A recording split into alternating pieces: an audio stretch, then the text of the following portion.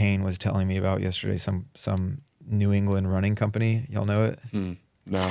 That built huge business just off of YouTube alone by like creating very cinematic narrative pieces about not even about their business, but about running. Well, the style is gorgeous and it tells a story. What it does is it gives your business a moat so you don't have to rely on paid ads anymore, which is the biggest fear that all these founders have is like, what if Meta changes their algorithm? It's like through that authenticity, you're actually attracting loyal customers. Like if I'm following a business coach and I've seen him provide free value and understand his personality because I've looked at his YouTube for 6 months, when I have a decision to make on if I'm going to hire a coach, of course I'm going to want to go with that guy because I feel like I really know him too. Yeah. Same thing from a product perspective as well. Yeah, I think it's for us, especially the three of us, it's like, where do we consume most of our entertainment or our content? Like, I don't care for the frenetic cutting on YouTube Reels or on Instagram Reels, excuse me, and TikTok. I'd rather test my discipline and my like ability to care about something by seeing something long form and seeing whether or not, you know, after a minute or 2 minutes, I'm still engaged enough to keep watching. And that's what like I think we tried to make with you guys, and that's what I try to make for myself, because I think it's easy to trick somebody. It's very easy, not easy, because I don't want to take anything away from anybody that does that frenetic style and has a following and accomplishes things that leads to sales and leads to a following. But I think it's perhaps a formula to manipulate somebody's brain so that you're constantly cutting so they stay with it for definitely 59 seconds, you know? You're just manipulating the monkey brain. Yeah, exactly. Yeah. Right? I mean, I think we can all agree there that that's what that is. Absolutely. It's certainly not cinema or art or good for the person that is on the other side watching it. Yeah, I mean, I was noticing this yesterday when I was scrolling Instagram, just went through like 20 videos and they were all like the same three styles of like talking heads. Oh, this is bullshit, like a really compelling hook. Yeah. And I think Harry and I both accepted, like we're willing to almost drag it out a little bit where the brand growth might be a little bit slower for now, but at least the content is like authentic to who we are as people. Yeah, and you have an authentic product too, so it would be disingenuous to like create things on the interwebs and the social channels that misrepresent your product in a way that's like, this is our product, it's clean, this is our content, it's dirty, and like here it's what everyone else does. I think y'all should still do what we were going to do for y'all, but just for yourself, so that you're not, so that it's such a less expense. Like contract somebody to just come follow you guys around as your podcast, to fulfilling orders. I know you're not fulfilling your own orders, but like going through a restock, and like, you know, obviously October last year, y'all were stocked out for an entire month. Like the month of being stocked out would have been an exceptional piece of content, something that I would have watched. Like, oh, what do these guys do for a month when they're stocked out of product and revenue's just going like that, you know? Yeah. And y'all came up with a lot of creative solutions, like y'all said, buy 2 bags, get 1 free, or whatever the offer was then. And I think that creates something authentic and also something compelling without having to like quick cut or create drama from fabrication. Yeah. Yeah, it's like the real stuff. Yeah, the real stuff. Yeah. And y'all do so much. Like you're certainly not the focus is all the same. It's your product, it's your community, and it's your pod, and it's the, you know, the men's group and the running, like those 4 things. And then maybe you throw like a pop-up in there, and like you go to downtown Brenham and you have a pop-up, and like that consistency, making that consistency entertaining is y'all's challenge, right?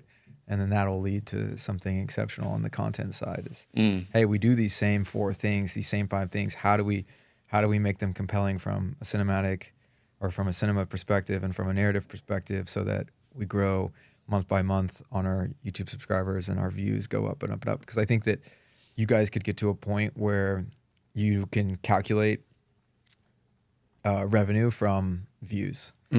Yeah. So if y'all drop a video, amount of views, like it would be for now, like for a long time, it would just be a shot in the dark. Yeah. But you'll get to a point where like we did $100,000 on, or we did $100,000 in a day on the day that we released our this YouTube video, and like we created campaigns around it like a week before. We're like, we're gonna release this video, emails before, tune in on this day when we're gonna release this video. The video comes out, boom, it drops. You know, you have 10,000 views or 5,000 views in the first hour, and then you see the revenue numbers climbing.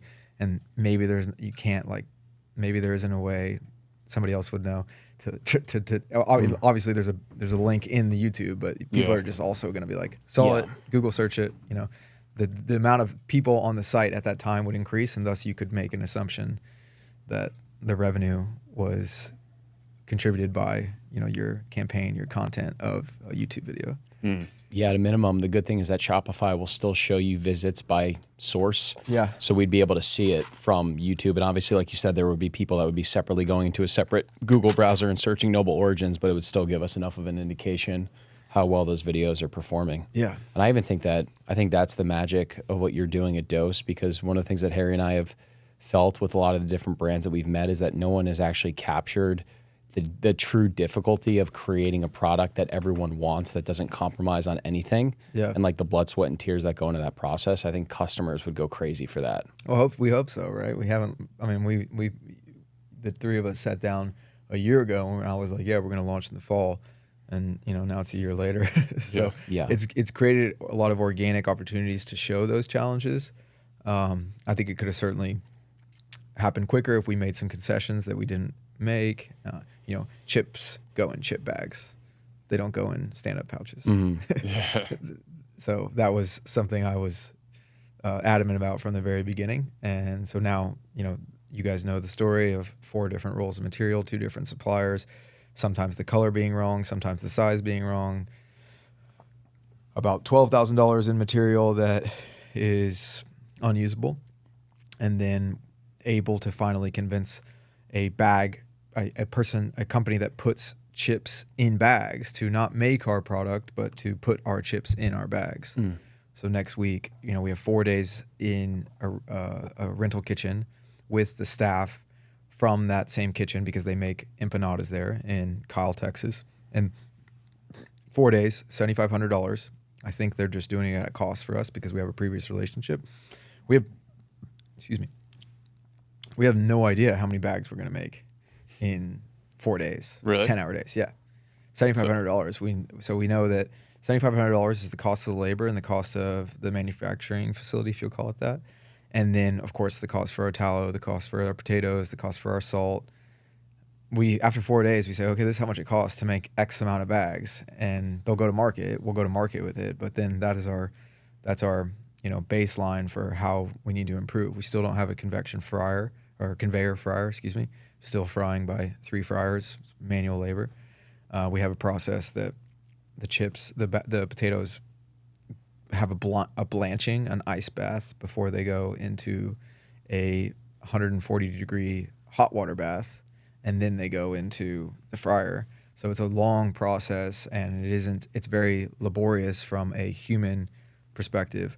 And that, I think, is advantageous to the connection with the audience, which is that when we set out to make tallow fried potato chips, our motivation was, I don't eat potato chips. You guys don't eat potato chips. But there used to be a time where that was the first thing we grabbed out of the pantry after school, you know? Yeah.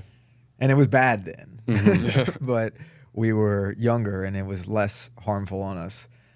So I think that the motivation being, how do we capture, you know, something familiar in potato chips and create something new with it being, you know, fried in tallow, although there are companies doing very well who are doing something similar with, you know, corn chips. And I want to eat, sometimes I want to eat those things, you know. Sometimes I want to eat the things that we, you know, could share a bag of chips at a, you know, baseball game or whatever it may be, or just watching a movie at home, you know, having a movie night together with friends and building community.